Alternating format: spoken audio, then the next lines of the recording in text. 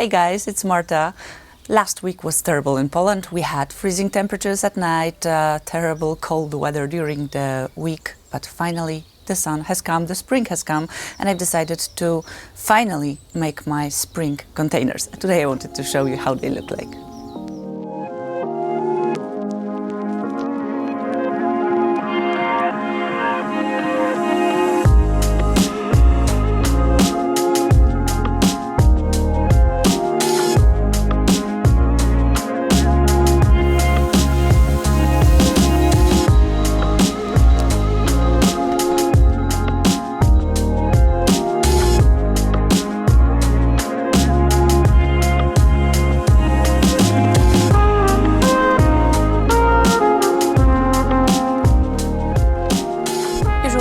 I prepare or make my pots in March, but this year the weather was really terrible.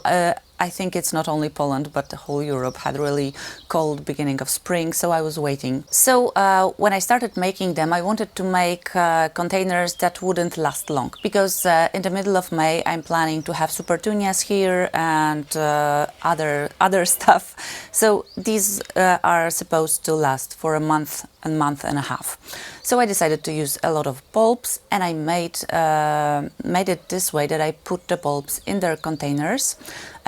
This way I can easily take them off and I can put it in another part of the garden so the leaves can yellow, and I can still use the bulbs in the garden later in the year.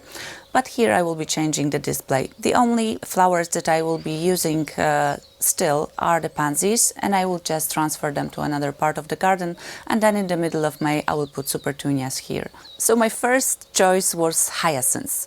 First because they are very showy, they look beautiful, they smell incredible. Their scent is like, it's very hard to have them inside the house, but outside this scent is like going everywhere, and it's beautiful. So we have a lot of hyacinths. I decided to use light pink and white because I wanted this container to be very spring-like, very light, very pastel.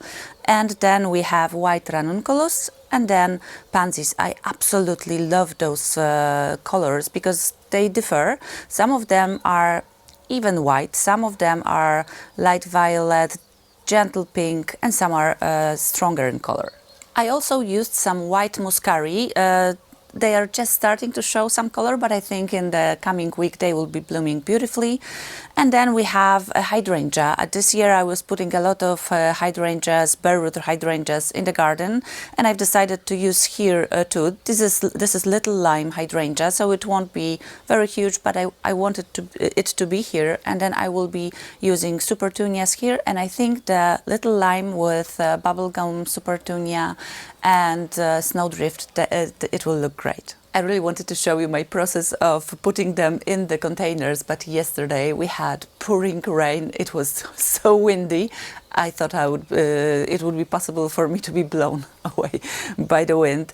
But I'm using potting soil, and the soil that I'm using is meant for pelargoniums, but I'm using it for all my flower containers because this type of potting soil is always giving me great results. So I'm using this type of soil. All of the pansies or violas, if I'm using them, no, I'm not using violas here, but if I'm using it for violas, I'm putting without, of course, the pot. But in case of the bulbs, I put them in the containers, so it will be easy to take them out after they stopped blooming.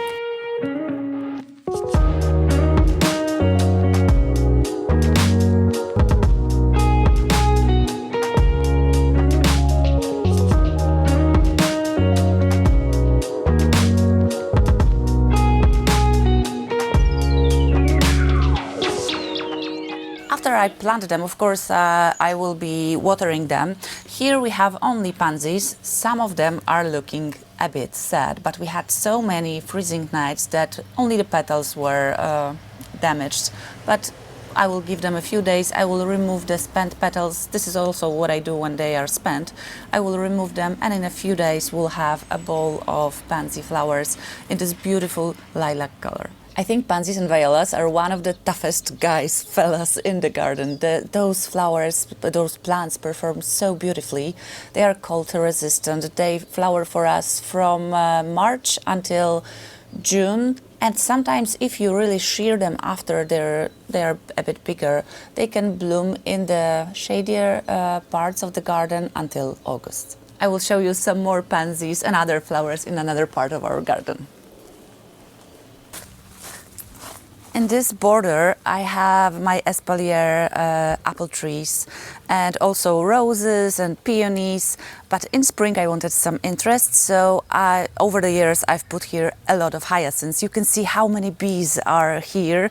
They are always happy that in the beginning of spring, they have a lot of flowers in the garden. So hyacinths are a great choice. We also have some muscari here, also snowdrops, and here we'll also have some catmint, but that will be later in the year. But now the scent is just amazing, and I absolutely love when all of those pollinators can really thrive in our garden. Here we have the entrance to the patio, also the place where I feed all the birds, so we have a lot of sunflower seeds here. But I always, starting from spring, put some containers here also to have more and more flowers. This year I've forced some bulbs. I planted them in autumn and now they are starting to bloom. And I also have some primulas, some primroses and also pansies. And they are all in the similar color combinations, so pink, light purple, white, very specific violets, and I think it really works great.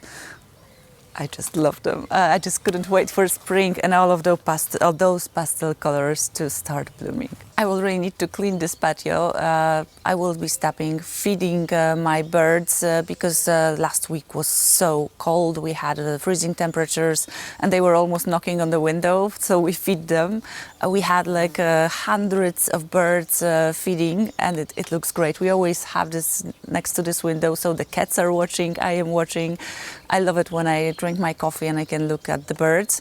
But this is the last week we will be removing all of those things. I think it's time for them to start eating some of the pests that are in our garden. I think I was feeding them during the winter. Now they need to help me in my garden with pest reducing. I have also taken all of my first bulbs from the greenhouse and I've put them on those shelves, and I think the bees can also enjoy them.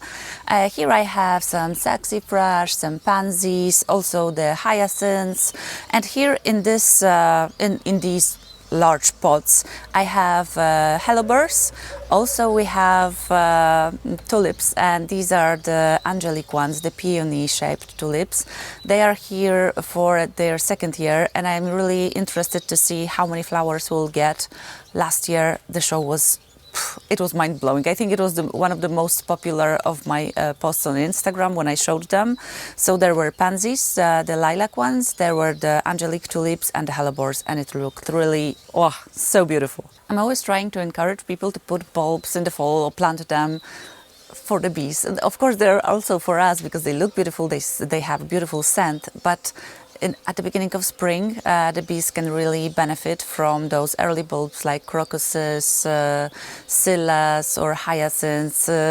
You can see how many of them are coming to our garden, so it always makes me really happy. In the next pot I have some violas. Those are really interesting when you look at them. Each one is different. This was a bigger pot that I bought, so it will need shearing earlier. When the violas are bigger and they are starting to flop, you can shear them, like cut off half of the plant, and they will rebloom beautifully. With all my plants in pots, I use this method that I fertilize them every 2 weeks with either tomato feed or feed for blooming plants. So same with violas and same with pansies. They are incredible performance. I think it's one of the best plants you can grow in your garden, especially if you live in a colder climate. But if you live in a warmer climate, you have this great opportunity to grow them in fall and early winter, and they will bloom for you much longer than they do for us because we have a lot of frost in the winter. Can you hear the birds? We are here in the place where they usually eat, so they are probably telling us to go away because they are hungry. You should go for the pests now. Really. So, as you can imagine, I am putting pansies and violas in all parts of my garden. If I have just a bit of space in one of the pots, I will put pansies there. They usually perform well in a sunny position until June, and if we have a shady space, they can really go on until August, but you need to remember to shear them off at the beginning of June. Then it really makes them tougher, because when you let them grow, they will become spindly. I will show you that when we are at the beginning of the summer. You just can't let them go too long. You have to they look good when you should do it, so it's very hard for people who do it for the first time, but you cannot wait for too long. But I will show you that in the next videos. Please let me know in the comments where you live, how your spring looks like. I read your comments and you're from all over the world, so it's always interesting to know how the spring looks like in another country. What types of flowers do you grow in your containers, and what grows and what blooms when? Let us know how your spring looks like. For me, I think today this is it. I need to go and work some more in the garden. We are getting closer to the point where the garden looks how it's supposed to. There is a lot of cleaning, a lot of pruning, but I'm seeing the light at the end of the tunnel. We are close to almost finishing, because the work in the garden never finishes. But I'm off to work. If you like the video, please give it a thumbs up, consider subscribing, and we'll see you in the next one.